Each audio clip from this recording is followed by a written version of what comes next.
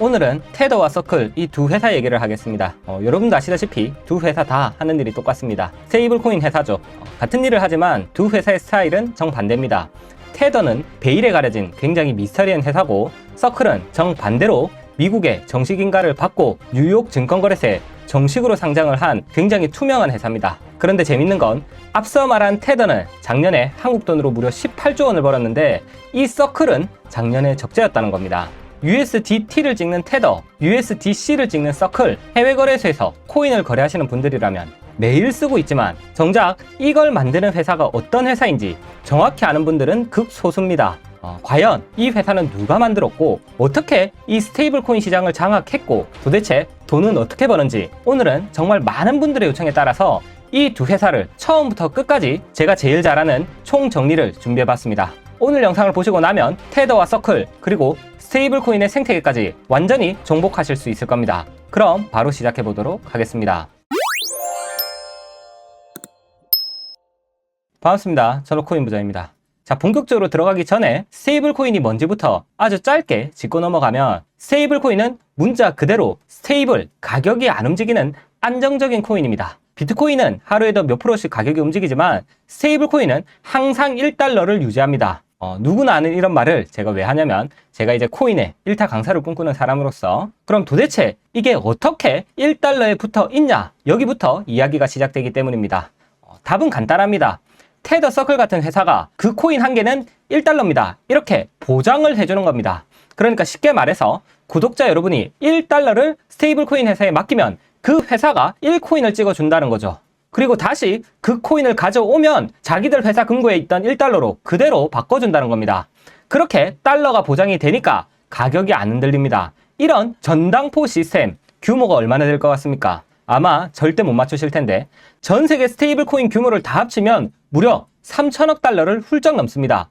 한국 돈으로는 400조 원이 넘는 건데, 2025년 한 해 동안만 이 스테이블 코인으로 오고 간 돈이 46조 달러 정도로 추정이 됩니다. 그럼 단순 계산만 해도 여러분이 평소에 쓰시는 비자 카드, 마스터카드로 이 결제하는 돈하고 맞먹는 수준이라는 겁니다.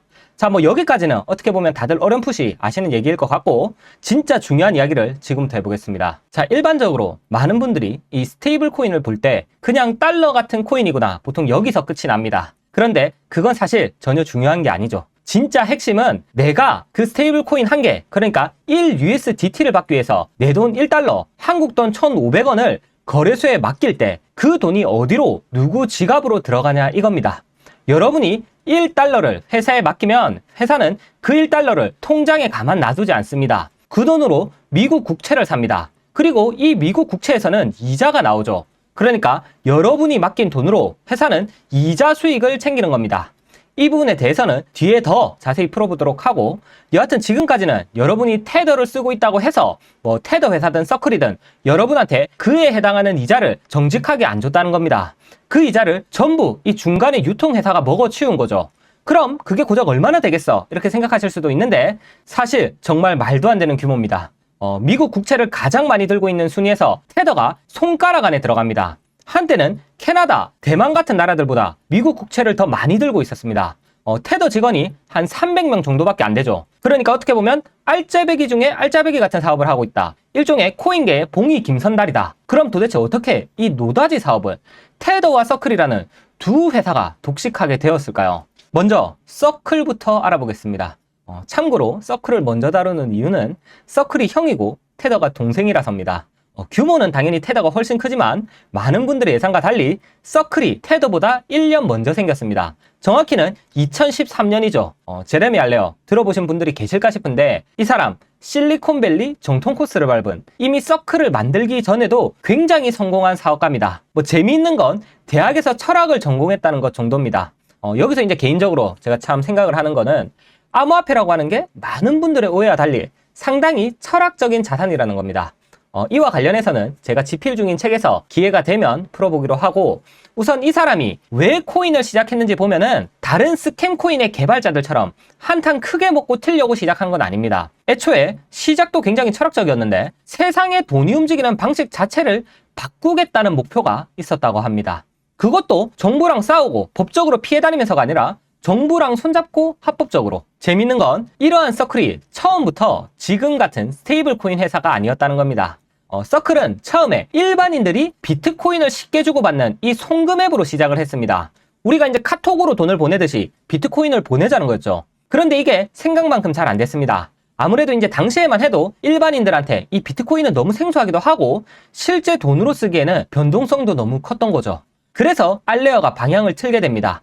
2018년에 코인베이스하고 손을 잡고 USDC라는 스테이블 코인을 만들게 됩니다. 자, 참고로 여기서 서클이 이 코인베이스랑 엮이게 되는 거는 나중에 서클의 발목을 잡게 되는데 이 부분은 매우 중요한 만큼 뒤에서 다시 다뤄보도록 하겠습니다. 일단은 서클은 코인베이스와 함께 USDC를 만들었다. 이 정도만 알고 가시면 되겠습니다. 자, 그렇게 이제 세상에 나온 서클은 보통 일반적으로 이제 코인하는 사람들이나 기업들은 정부를 피해 다니기 마련인데 서클은 오히려 정부 폼으로 쏙 먼저 들어갔다는 특징이 있습니다. 서클이 보기에는 코인이 진짜로 달러를 대체하려면 결국 은행이랑 이런 큰 기업들이 믿고 써야 한다고 본 겁니다. 당연히 그러려면 합법적이고 깨끗해야겠죠. 그러니까 처음부터 제대로 규제받고 그냥 깨끗하게 가자 이런 전략을 세운 겁니다. 그래서 현재 서클은 유럽에서도 그리고 옛날에 싱가포르에서도 이미 정식 인허가를 딴 상태입니다. 그리고 미국의 거의 모든 주에서 송금 라이센스를 받았습니다. 지금까지가 바로 서클의 전신입니다. 자, 그렇다면 이제 서클의 얘기는 여기서 멈추고 테더 쪽으로 한번 넘어가 보겠습니다. 서클이 세상에 나오고 1년 뒤 2014년 미국 캘리포니아에서 테더가 탄생합니다. 정확히는 리얼코인이라는 이름으로 나왔습니다. 만든 사람은 3명입니다. 브룩 피어스, 리브 콜린스, 크레이그 셀러스. 이 중에 이 브룩 피어스라는 사람은 참고로 어릴 때 아역 배우였다고 합니다. 그러다 어영부영 코인판으로 흘러들어온 사람이란 거죠. 여하튼 이 리얼코인이 몇 달 뒤에 이름을 바꾸게 되는데 이게 지금 우리가 사용하는 테더입니다. 영어로 이 테더가 무슨 뜻이냐면 줄로 묶어둔다는 겁니다. 코인을 달러에 줄로 묶어둔다. 그래서 테더입니다. 참고로 이 테더는 만들어질 때부터 이 비트파이넥스라는 회사와 한 몸이었다고 합니다. 비트파이넥스 들어보신 분들이 굉장히 적으실 것 같은데 그냥 업비트나 빗썸 같은 코인 거래소입니다. 참고로 테더사는 이 사실을 한참 동안 숨겼다가 2017년인가요? 그때 둘의 관계가 들통이 납니다. 비트파이넥스가 은행을 상대로 소송을 거는데 거기에 원고 이름으로 테더가 같이 올라가 있었습니다. 그러면서 이제 만천하에 둘이 한 몸이라는 게 드러난 거죠. 추가로 이제 비슷한 시기에 파라다이스 페이퍼스라는 이 비밀 문서가 유출이 되면서 테더와 비트파이넥스를 같은 사람들이 차렸다는 게 확인이 됐습니다.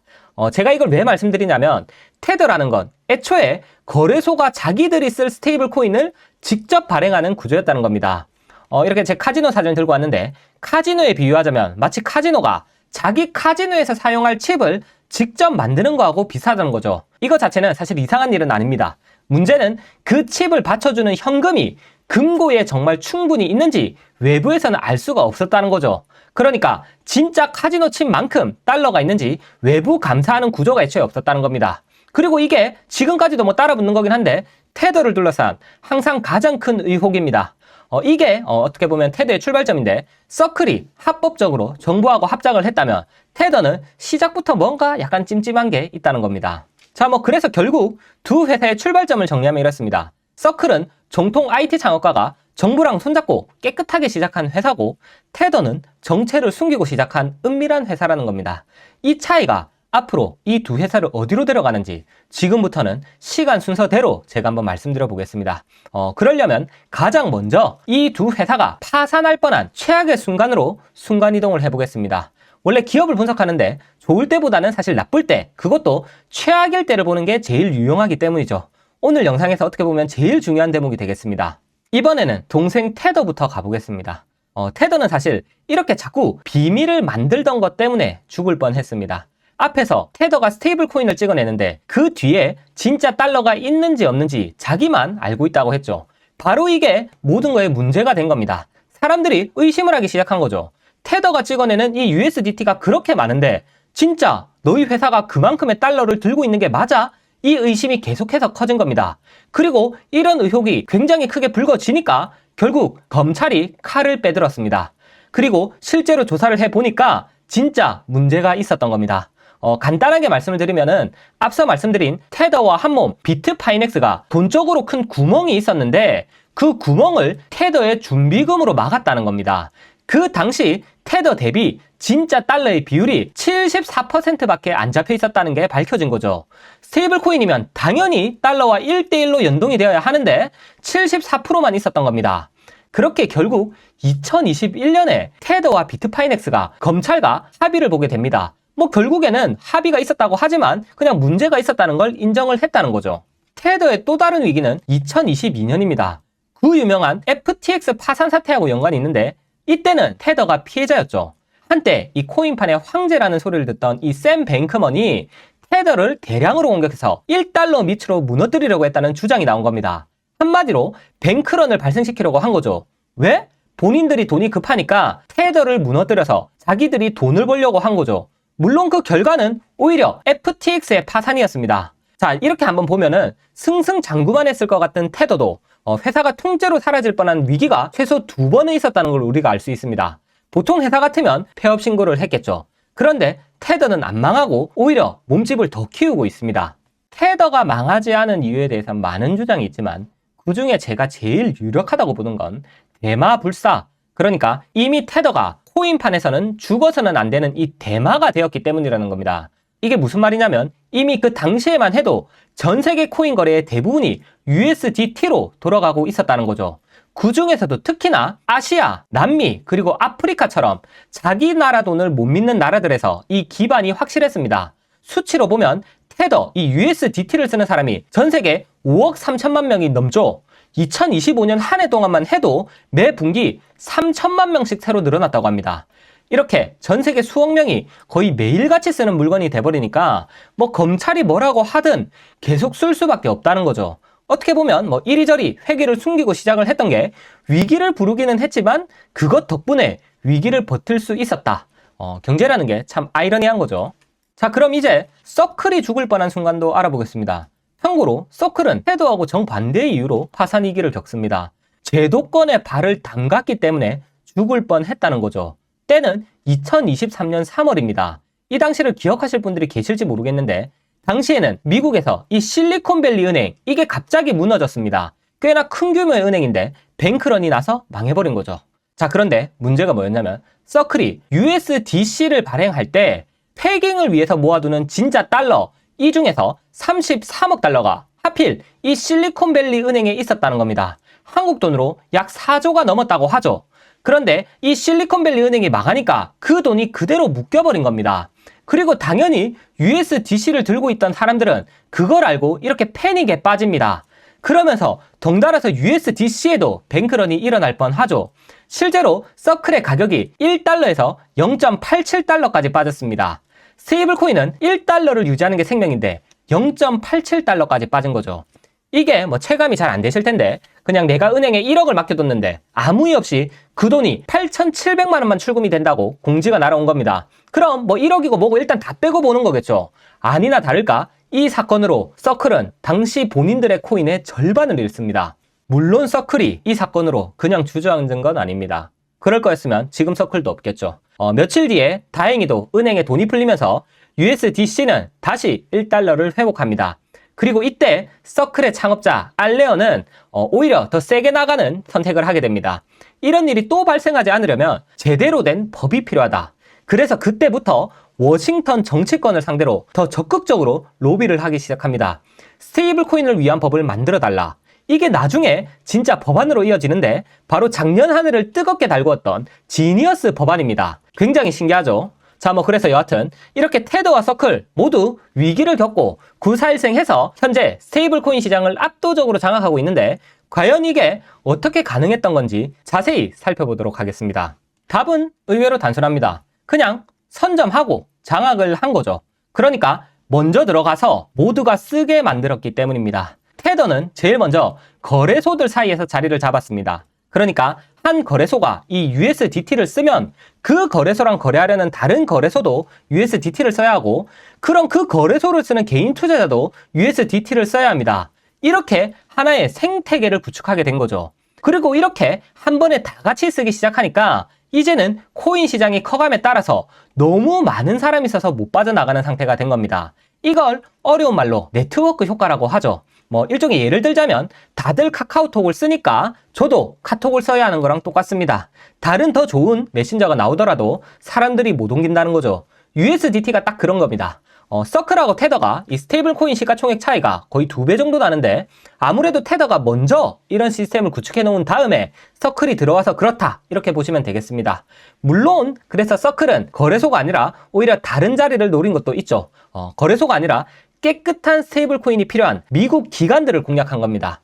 거래소는 엄밀히 말하면 정식 기관은 아니죠. 그러니까 두 회사가 시장을 공략하는 방식 자체가 완전히 달랐다는 겁니다. 그래서 실제로 이 두 코인의 활동 반경도 극명하게 갈립니다. USDT는 의외로 미국 바깥에서 더 많이 씁니다. 아시아, 아프리카, 남미, 특히나 이 트론 블록체인 위에서 어마어마하게 돌아갑니다. 해외 거래소를 써보신 분들은 아시겠지만 트론이 송금 수수료할 때 굉장히 저렴합니다. 그래서 일반적으로 이제 외국에서 일하시는 분들이 타지에서 번 돈을 본인들의 고향으로 보낼 때 은행을 안 거치고 이 USDT로 보냅니다. 이미 외국에서 일하시는 분들한테는 USDT는 이제 그냥 스테이블 코인이 아니라 하나의 생활 도구입니다. 물론 사기꾼이랑 이 범죄 조직도 똑같은 용도로 이렇게 테더를 쓰기도 합니다. 특히나 보이스피싱 같은 정말 최악의 금융범죄로 무고한 시민들의 돈을 뜯어낸 다음에 USDT로 이 해외로 빼돌리는 게 굉장히 유행을 했죠. 물론 테더도 이런 비판에 대해서 우리는 수사기관이 요청을 하면 범죄 자금을 동결시켜서 협조한다 말을 하고 실제로도 그렇게 하고 있지만 직원이 300명 남짓한 회사에서 전 세계 수억 명이 저지르는 범죄를 과연 다 막을 수 있을까요? 반면에 USDC는 철저히 미국 내에서 특히나 큰 기관들 사이에서 주로 쓰입니다. 아무래도 규제를 잘 지키는 코인이니까 미국 회사나 금융기관들이 안심하고 쓴다고 합니다. 대신에 이건 제 개인적인 생각이지만 암호화폐라고 하는 게 누가 뭐라고 해도 우선 본질은 탈중앙화여야 한다고 제가 생각을 하고 있는데 서클은 지극히 중앙화되어 있다는 점에서 조금 아쉬운 면이 있는 것 같습니다. 물론 암호화폐가 더 성장하기 위해서는 필요하기라고도 제가 생각을 합니다. 자, 그럼 이런 각각의 개성이 뚜렷한 테더와 서클 과연 얼마나 돈을 잘 버는지도 한번 알아보겠습니다. 어쩌면 이게 아주 중요할 텐데 우선 테더가 작년에 번 돈이 100억 달러 이상이 된다고 합니다. 이게 얼마나 미친 숫자인지 한번 비교를 해보면 세계 최대 투자은행 골드만삭스 직원이 한 4만 5천 명 정도 됩니다. 그런데 최고의 엘리트 4만 5천 명이 1년을 죽어라 일해서 버는 순이익이 직원이 300명 정도 되는 테더보다 조금 더 많은 수준이라는 거죠. 블룸버그 분석에 따르면 직원 한 명당 순이익이 전 세계 어떤 대기업보다 테더가 높을 거라고 합니다. 참고로 얼마 전에 한국에 방문하셔서 유퀴즈에도 출연을 하신 젠슨항의 엔비디아, 이 엔비디아 직원 한 명이 벌어오는 회사의 순이익이 테더의 발끝에도 못 미친다는 사실.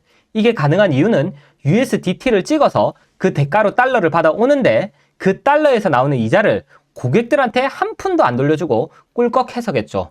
동시에 광고도 안 하고 딱히 영업사원도 없고 나가는 비용도 별로 없으니까 진짜 그냥 앉아서 돈을 쓸어 담고 있는 겁니다.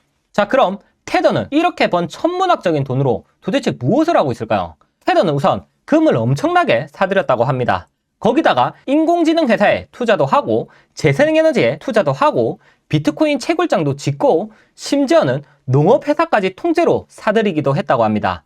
그리고 특히나 아프리카나 남미 같은 이 신흥국에 본격적으로 본인들의 사세를 확장하고 있다고 하죠. 그러니까 테더는 지금 그냥 스테이블 코인 회사가 아니라 완전 문어발식 국제적 대기업이 되어가고 있는 겁니다. 그럼 이쯤에서 이제 준비금 이야기를 조금 해보면 서클은 USDC를 바꿔주려고 자신들 통장에 거의 현금이랑 미국 단기 국채밖에 없습니다. 아주 깨끗하죠.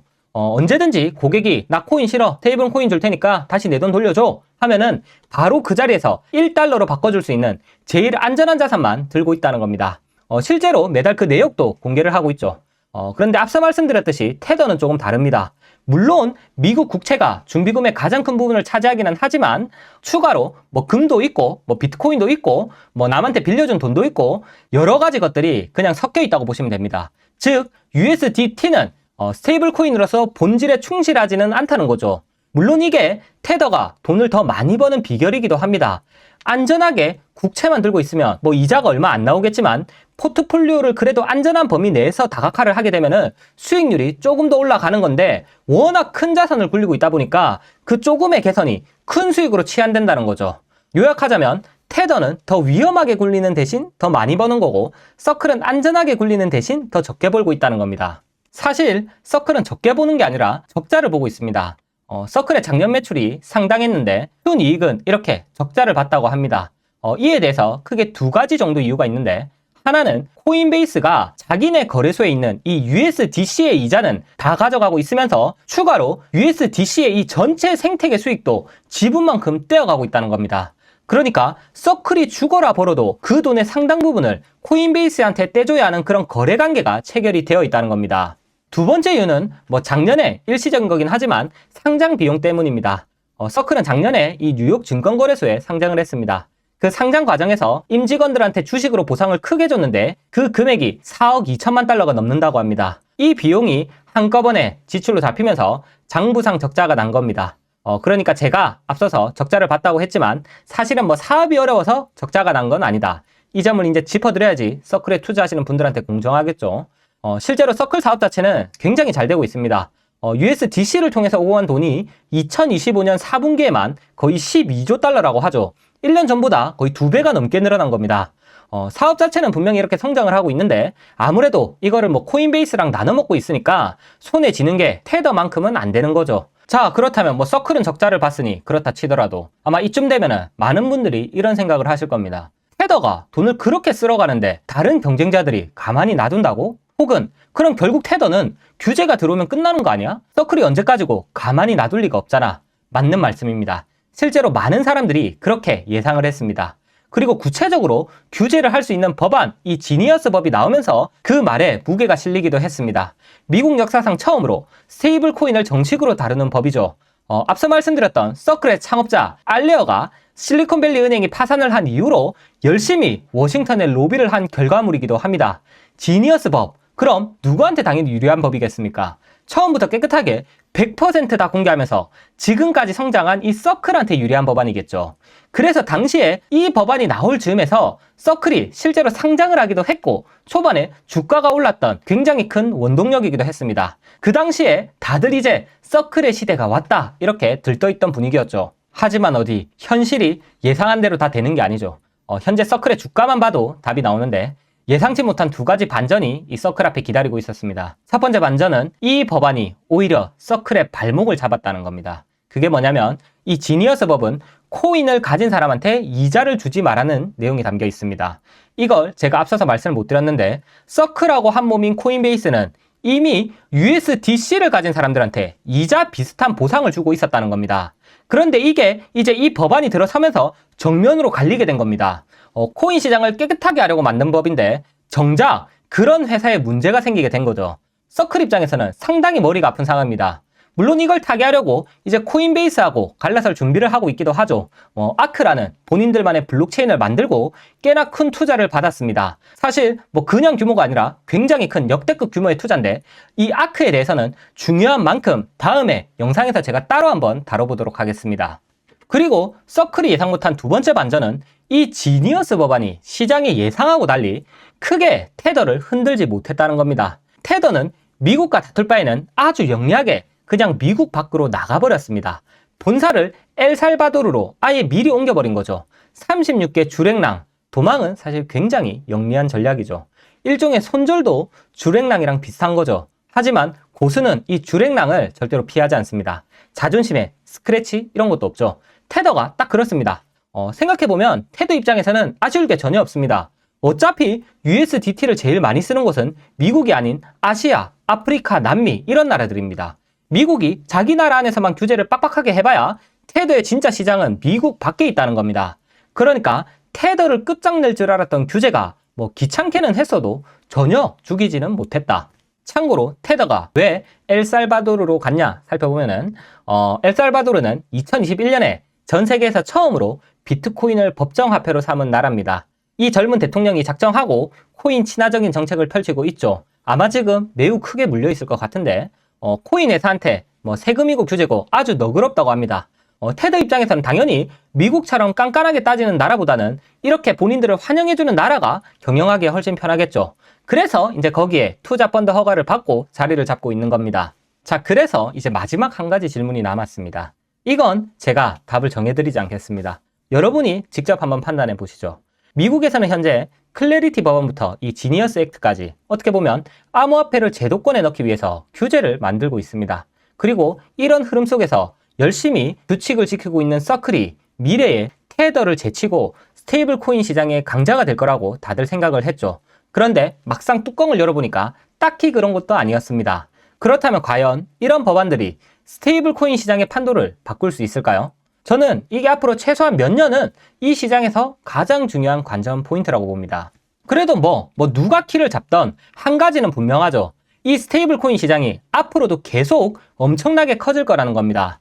시티은행은 2030년 정도가 되면 이 스테이블 코인 시장이 최소 1조 9천억 달러, 잘 풀리면 거의 4조 5조 달러까지도 커질 거라고 전망을 하고 있습니다. 지금의 10배입니다. 한국 돈으로 따지면 수천조 원짜리 시장이 새로 열리는 겁니다. 그래서 다들 너나 할 것 없이 이 시장에 뛰어들고 있는 거죠. 페이팔도 자기 스테이블 코인을 냈고 미국의 큰 은행들도 직접 이 디지털 달러를 만들겠다고 나서고 있습니다. 그러니까 그동안은 테더랑 서클이 둘이 나눠 먹던 시장에서 하나, 둘 엄청난 경쟁자들이 추가가 되고 있다는 겁니다. 이 거대한 시장을 과연 누가 먹게 될까요? 선점을 한 테더냐, 명예와 제도권을 진 서클이냐, 아니면 뒤늦게 들어오는 거대한 은행들이냐, 이 싸움이 이제부터 시작인 것 같습니다. 제가 이제 이야기를 하다 보니 스테이블 코인 시장에 대해서 좋은 얘기만 쭉 했던 것 같은데 두 회사 모두 공통적으로 걸리는 약점도 있습니다. 이건 중요하니까 제가 꼭 짚고 넘어가자면은 두 회사 모두 수익을 내는 방식이 미국 금리에 묶여 있다는 겁니다. 사람들이 맡긴 달러로 미국 국채를 사서 그 이자를 먹는 게 메인 사업이라고 했죠. 그럼 다르게 말하면 이 회사의 수익은 어떻게 보면 미국 중앙은행이 정하고 있는 겁니다. 지금은 금리가 높아서 국채 이자가 두둑하니까 이 회사들이 떼돈을 버는 건데 만약에 미국이 금리를 내리면 국채 이자가 줄어드니까 수익이 줄어들 여지가 충분합니다. 물론 그만큼 비트코인 가격이 올라가고 거래량이 늘면서 어느 정도 상쇄가 되겠지만 그냥 그런 부분도 있다. 이 정도는 알고 가시면 좋을 것 같습니다. 그래서 서클은 이 약점을 미리 알고 현재 손을 쓰고 있고 테더도 조금 전에 말씀드렸다시피 금이랑 비트코인 외에도 AI, 농업 이런 데로 사업을 확장하면서 이자 말고 다른 데서도 돈을 벌려고 하고 있습니다. 어떻게 보면 이 둘 다 이자 장사는 영원하지 않다. 이거를 아는 것 같습니다. 물론 이런 금리 문제 외에도 테더를 보면은 신뢰 문제가 있기도 합니다. 테더가 지금까지 위기를 다 버텨왔지만 그건 다분히 사람들이 그래도 테더는 안 망하겠지 이렇게 믿어줬기 때문입니다. 그런데 만약에 어느 날 그 믿음에 진짜로 금이 가기 시작한다면 그러니까 준비금이 부족하다더라 이런 소문이 사실로 조금이라도 드러난다면 수억 명이 한꺼번에 USDT를 달러로 바꿔달라고 몰려들 수가 있겠죠. 뱅크런입니다. 아무리 큰 은행도 그러니까 우리가 살아생전에 절대로 안 망하겠지 싶은 이런 은행도 하루아침에 사라지는 게 허다합니다. 즉 감사를 안 받는다는 건 평소에는 편하겠지만 위기 때는 파멸의 불씨가 될 수도 있다는 겁니다. 서클의 위험도 제가 하나 말씀을 드려보면은 하나는 방금 말한 금리가 있겠고 또 하나는 코인베이스 계약건이 있을 것 같습니다. 본돈의 거의 절반 가까이를 떼주는 그 계약이 올해 다시 조정에 들어가는데 그게 어떻게 계약이 구체적으로 나오느냐에 따라서 서클의 운명이 크게 달라지지 않을까 이런 생각을 해봅니다. 자, 그럼 이제 두 회사의 차이를 정리하고 마무리하겠습니다. 첫째, 서클은 정통 사업가가 정부랑 이렇게 손을 꼭 잡고 깨끗하게 시작한 회사고 테더는 서클하고 비교하자면 좀 음지에서 활동한 회사입니다. 둘째, 서클은 현금과 단기국채 위주로 돈을 굴리고 있고 테더는 이것저것 막 섞어서 자금을 마련하고 있습니다. 그래서 서클이 더 안전한 건 사실이지만 돈은 테더가 더 많이 벌고 있습니다. 셋째, 테더는 미국 밖 이 신흥국에서 굉장히 힘을 크게 가지고 있고 서클은 미국 내에서 주로 활동을 하고 있습니다. 이 외에도 몇 가지가 더 있을 것 같은데 너무 길면 지루하고 머리만 아프실 테니 생략하도록 하겠습니다. 결론은 그냥 같은 스테이블코인 회사지만 놀랍도록 성향은 정반대다. 이 정도만 알고 계시면 되지 않을까.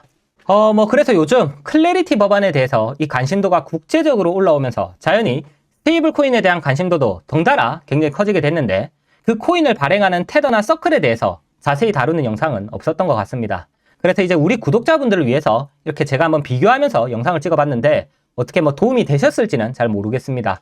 그래도 그랬으리라 믿는 수밖에 없겠죠. 그럼 앞으로도 이제 여러분의 슬기로운 암호화폐 생활에 앞장서는 전호코인 부자가 되겠습니다.